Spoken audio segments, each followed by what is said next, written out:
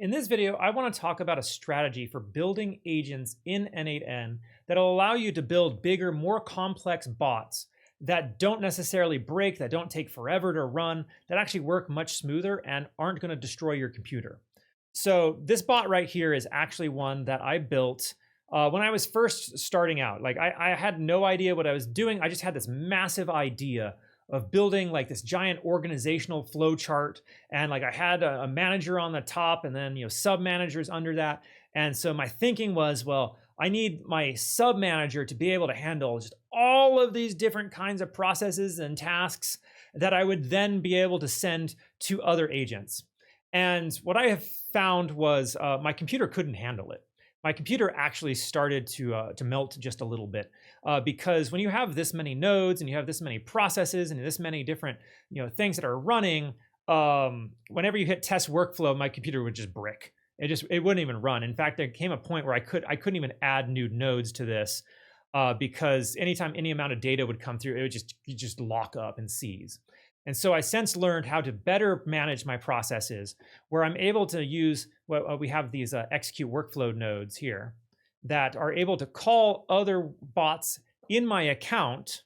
Those bots don't have to be active. I don't have to worry about them being live and using one of my live parts of my account that I'm limited to 15 on the pro plan, I think it is. And so you want to make sure that you're thinking through how to build these bots in a way that allows you to make a bot work right, that doesn't melt your computer, and is actually going to be better suited for processes down the road as you're building more. Now, this bot over here, this one that I have here, it had one purpose, and that was basically to take ideas, turn them into different action items, and then process them in a way that would then be sent to various other managers and agents down the line. And I never got to that part. I was never able to build out that part because there was just so much complexity to it that it just didn't work. And instead, I ended up having to do, like I said, to scale it back, have just a front end that then sent to different bots. And so what I want to do is really quick, I want to show you just kind of top level how to build agents. All right, so we're gonna do a click trigger. I'm gonna build the most simple agent in the world. Here we go, AI agent. We're gonna do define below. We're just gonna say hello, and you're friendly. That's its system prompt. I'm not even gonna change the system prompt. Just do a quick ChatGPT, do a 4.1 nano, so it doesn't cost me any money. 4.1 nano. All right, I don't need that. And then that's it. So most simple agent in the world. All right, we click test. It's going to output a response. Bam, here's my response. Hello, how can I assist you today? That is technically an agent. All right, it has an input, it has an output. Now the output, I'm not necessarily sending anywhere. I could, do a Google Sheets, and I can add it to a sheet, maybe update a row, whatever I need to process it. But this is just kind of a top level. This agent is doing the work, and I can give it a tool. I can give it like a Google Calendar tool, so that when I instruct it to do something, and I would have to set up my credentials and all that, select the calendar. I don't want that one. I want this one, that one, just so it gets rid of the error. So I can give it instructions onto how to use this tool. Now I can load up other tools. I can load up Drive. All right, we'll add that. I can load up, delete the Google Sheets. I can add the Google Sheets here, Sheets. I can add all these tools to this one agent here. All right, and at some point, roughly, I'd say 5 tools. Let's do Gmail. Add another one, Gmail. All right, that one. Okay, and then we'll do one more. Let's say tasks. Do I have tasks? Google Tasks, yeah. All right, so once you've reached kind of a certain threshold of tools, the agents start having issues. They're not necessarily able to use those tools as well as you would like. And so instead of building just one agent, and I see a lot of creators on YouTube doing this, where they'll add like 10 tools under one bot. And I'm sitting there like, geez, like that's gonna have issues at some point, especially if you're trying to get it to do multiple things. Like, don't try to get an agent to do multiple things. They're just not built to do that yet. All right, well, we may get there, but right, if you're going to have multiple processes, so I need my agent to pull all informations from Google Sheets. Well, for starters, do you actually need the AI agent, or could you just use a Google Sheets node? That's a good question to ask yourself. I think a lot of people are using agents because it's the hot thing to do when you're just wasting tokens. So that's just my opinion. But say I need it to pull something from Google Sheets, and then I need it to process that data and then send it through an email to something. Well, I guess you could technically have that all done in one agent, but you're going to confuse the agent at some point because there's just too many instructions. I have to do Google Sheets, and then I have to send an email, and then I need to add it to Google Tasks, and now I need to do it to this. Agents are much better when you string them together. So I'll do another AI agent, do another one. All right, just do define below. All right, and then we'll just add it to the same chat model. Now, the 4.1 Nano is not going to be able to use a tool, so that was a bad example. The 4.1 Mini can use tools.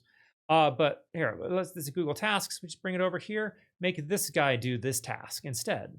All right, and so by having your agents compartmentalized, you're more likely going to be able to have your task completed correctly, for one. But two, it's also going to bring down your costs because you're not going to have these monster system prompts that have to be run multiple times. Instead, you're going to have a smaller system prompt that runs maybe just once. So just say, for sake of argument, for just Gmail. All right, and then your next one does just Google Tasks, and then your next one would do just Google Calendar. You're gonna have a much smaller system prompt. Your token cost is gonna go way down. You're gonna save money. All right, now, the other thing that you can do, and I would actually recommend doing something like this, so you can make this whole thing an agent, or a tool itself. So not an agent, you would make it a tool. So we'll do an when executed by, and we'll hook this up. So now I can have another agent somewhere else in another process call these agents as tools. And this is what I recommend because this will really allow you to scale up whatever it is you're doing. Every single type of task that you might need done, whether it's getting emails or doing something on a calendar or pulling information from Airtable or what have you, you can set up the inputs however you want using this one executed. So I just add a field, add a field, add a field. So, the name of the person, the account that they're in, their email, whatever information needs passed. In order to be able to do that process, you just set it up here. And then when you go to use it in whatever workflow, you just use a call n8n workflow tool. And then you would choose it from your sheet here. All right, so what do I got? Do I have any that I'm willing to show real quick? So Melvin is my research bot. All right, so Melvin currently is not set up right. He's set to receive all input data. He should not be set to do that. He's more likely to break to do that. So just my workflow 2, how about that? So let's save, I'm gonna refresh. I'm gonna set it to my workflow 2. Before I do that, actually, let's do name, date, ID. Now we'll save again, refresh again. And I'm going to show you how this works. So come over here to this guy. I'm going to search for my workflow 2. And now I have to put in name, date, ID in order to run this process. Now, I do not suggest creating a recursive loop like that. That will create many, many issues. Don't do that. But I'm using this as an example that I could have called another workflow that asks for input. And so here, this first bot that I showed you, or the second bot that I showed you, I do that. So I have input here. All this is just processing either voice or text and pulling past conversations I've had with the bot. It then runs it through a process. This one's posts on LinkedIn for me. This one posts on Instagram for me. This one posts on Twitter. And so I have a tool that I've built that any other bot that I make can now use that tool as well. All right, so maybe I have another bot that does research on Reddit that creates, finds the article that I want to post onto Twitter. At the end of that research bot, I can have a Twitter call to my Twitter bot, my Twitter agent, that then takes the article and posts it, and there it goes. I've basically fully automated that whole process. Now, I'd be a little careful automating social media as they're checking for bots. They might ban your account, but that's just an example that I want to give you. So in this video, I'm trying to really show you kind of the different ways to structure your tools, because, you know, I see too many people building one bot, just one bot that does everything. But that's not the best way to structure this. Instead, think of every process that you do for any of your workflows, you know, especially if it's something that might be repeatable. Think of that as a tool that you can create in a separate workflow that can then be called by any other bot you might need that would ever use that tool. And that is really the beginning of an agentic system. By having just a string of tools over and over again that you're able to run through a process. You run like, and you can string them together. So as an example, so I can have execute workflow, execute sub workflow. All right. And then after this workflow runs, I can have another execute sub workflow and just keep passing data through one tool after the next tool, after the next tool, after the next tool. And I don't even actually have to have these AI agents handling any of it. Again, it's a bunch of wasted tokens that people think, oh, it's so cool that I'm running it through an AI agent. It's not even necessarily the best way to do it.